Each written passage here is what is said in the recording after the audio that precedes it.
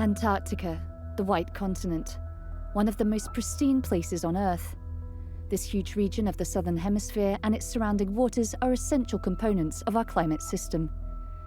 They absorb nearly 3/4 of global excess heat and capture almost 1/3 of CO2. But this amazing region is at risk. Climate change is having a visible and potentially irreversible impact on marine life and biodiversity.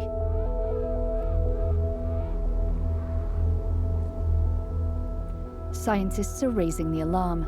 Over the last 30 years, Antarctica has warmed by 1.8 degrees Celsius.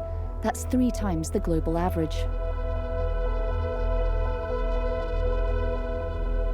In 2019, the Belgica 121 expedition explored the marine biodiversity of the West Antarctic Peninsula. The goal was to establish a detailed understanding of living species in that area, an area particularly exposed to global warming.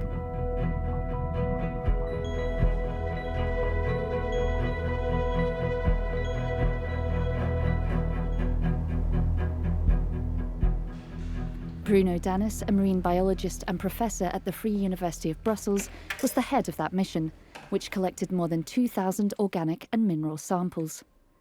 Scientists are currently analysing them in order to create a specific database. Researchers and the main Antarctic scientists with decades of on-the-ground experience tell us that they really can see visible changes, particularly in the land environment.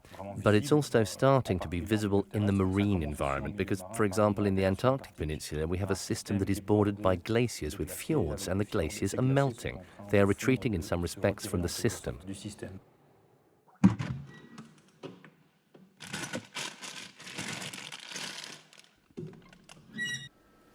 Studying the impact of climate change on biodiversity in this region will enable researchers to predict the evolution of ecosystems.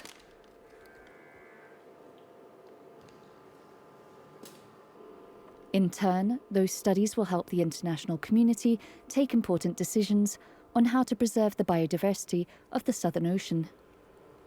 We have an ecosystem that is exposed to rapid changes for which we have a significant lack of knowledge. On top of that, Antarctica is a difficult place to access, especially in terms of logistics.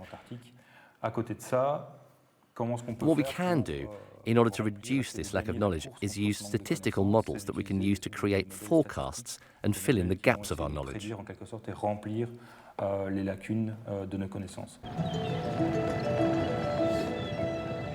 As well as climate change, overfishing is another threat to this rich ecosystem. One of the most sought-after natural treasures is krill, a small crustacean which is at the heart of the food chain in the Antarctic Ocean. To protect marine life and manage the region's fisheries, a Commission for the Conservation of Antarctic Marine Living Resources, CCAMLR, was founded in 1982. Part of its mission is to put in place marine protected areas, MPAs for short. To date, only 2 protected areas have been designated, one in the Ross Sea and another in the southern Orkney Islands' southern shelf. 2 new MPAs have been proposed by the EU and supported by its member states.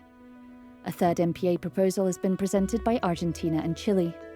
If these 3 propositions are accepted, they would make up 1% of the world's oceans.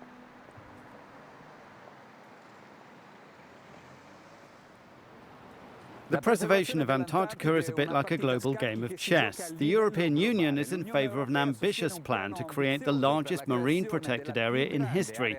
To achieve this, the European Commissioner for the Environment and Oceans, Virginijus Sinkevicius, needs strong allies. The plan backed by Europe is also co-sponsored by the USA, Australia, New Zealand, Uruguay, Norway and the United Kingdom. China and Russia have opposed the proposals because of fishing in the region. Those protected areas will ensure that nature can basically rest, and they are untouched by people. It doesn't need additional activities, additional pressures put. extraction of resources, fishing, or whatever pressures which can even further drive those processes. We probably need to do our job to convince Russia and also China and their colleagues that it is a matter of priority for them as well. And as I said, we are ready to engage. According to Geneviève Ponce, the Director General of the think tank Europe Jacques Delors, China should seize the opportunity to play a leading role in the protection of climate and biodiversity in the Southern Ocean. We know that in September 2020 at the United Nations General Assembly, the Chinese President Xi Jinping committed to becoming carbon neutral by 2060.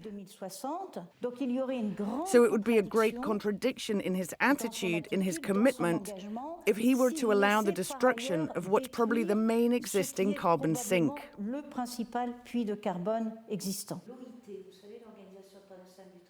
The Russians were among the first to sign the Antarctic Treaty, which dates back to the 1st of December 1959. It was done in the midst of the Cold War.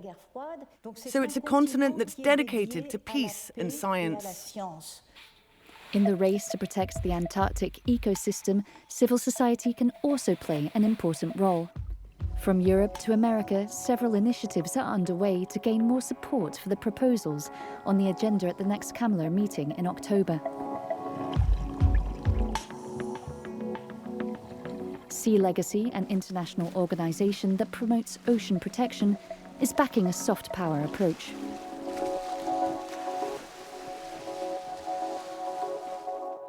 Christina Mittermeier, co-founder of Sea Legacy, what kind of options and strategies do you see in order to unlock a negotiation on Antarctica? I think it's incumbent upon the rest of us to not attack Russia and China and instead invite them to do the right thing. What we need is public support, a massive group of individuals all around the planet that are willing to take action. And we have a technology platform called Only One, where we house these actions. So we have a petition, and what we're asking is for CAMLR to expedite, to accelerate the decision on protecting Antarctica. Marine protected areas are not a direct solution to climate change, but they could help create a resilience to help the ecosystem adapt to global warming. Many scientists and policymakers have called for at least 30% of the ocean to be protected by 2030, a target which could secure the long-term health of our planet.